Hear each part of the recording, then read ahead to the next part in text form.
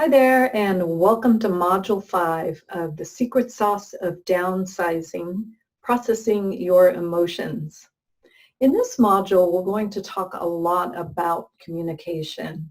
You'll learn how to do what I call open-hearted communication and what some of the barriers are to having good conversations.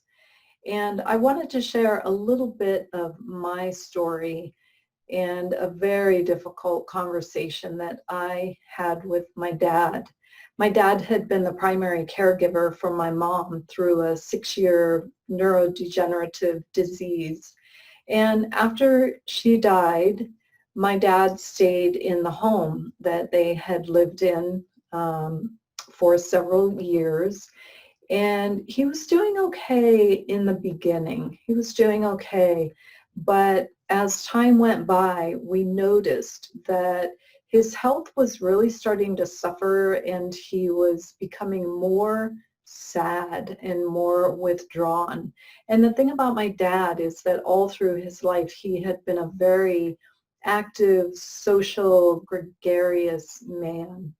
And the neighborhood that they lived in they had not really found a lot of social connections. They relied a lot on their spiritual community, which was good, and he still had that. However, with his health problems, he was not able to get there as much either.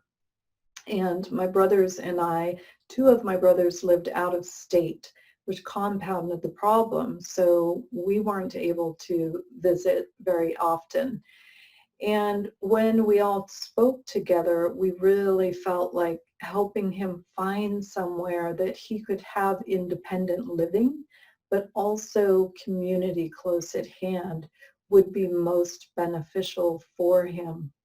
And there were a number of places in the area, and actually a location that he had looked at when he was trying to take care of mom by himself.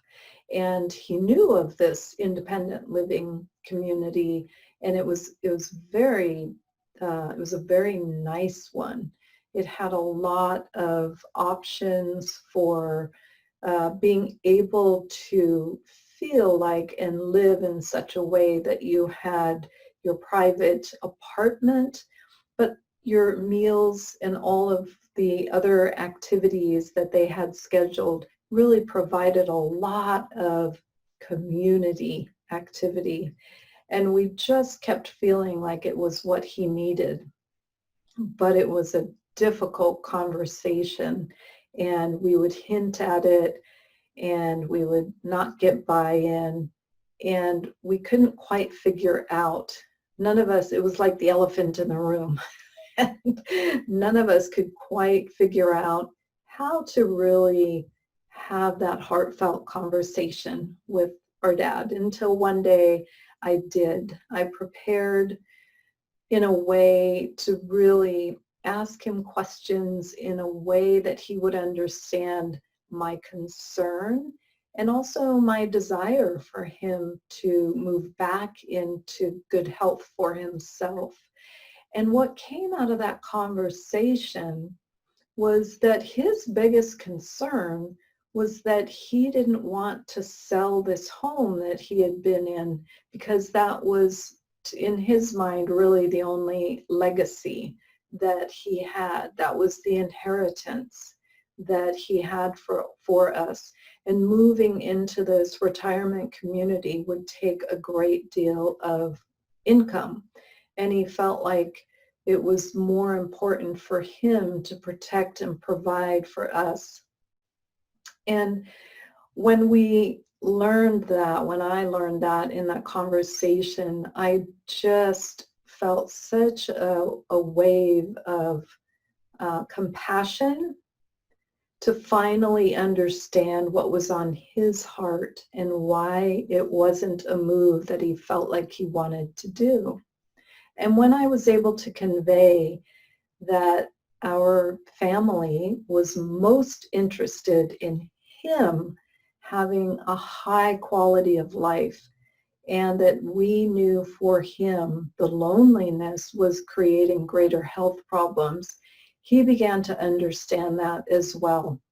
And when he did move into that community, he had 2 more years of just wonderful life. It brought him back to life. And he did have very serious health issues. And while 2 years may not sound like a lot of time, for us, it was the best 2 years that he could have lived as his last years. So again, in times of downsizing, especially if it has been a difficult choice to downsize, you really want to prepare for communication in a way that you, first of all, use that heart-focused breathing.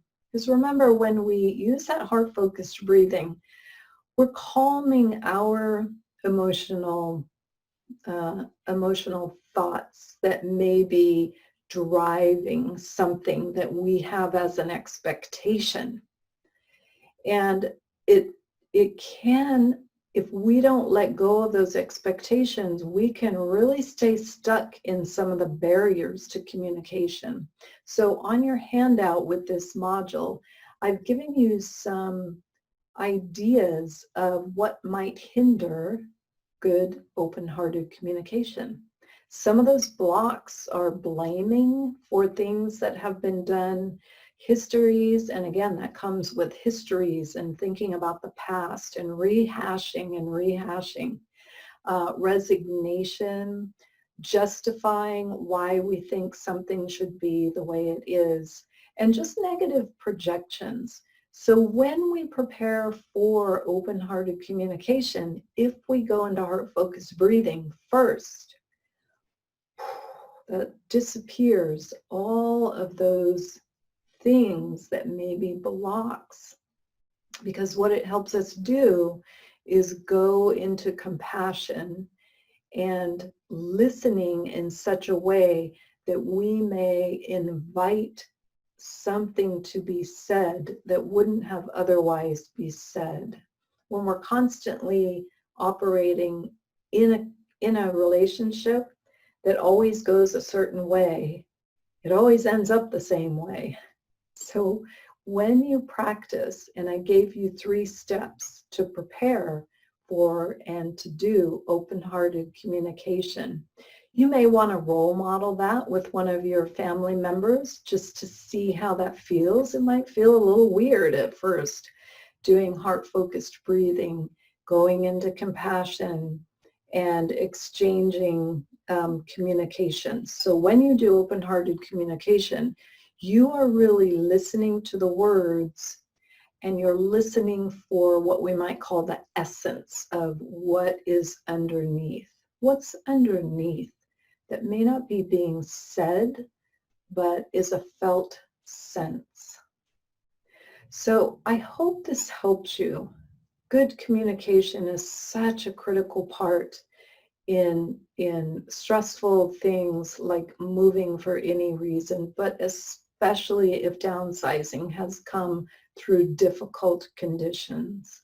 So I hope this helps, and we'll see you in Module 6.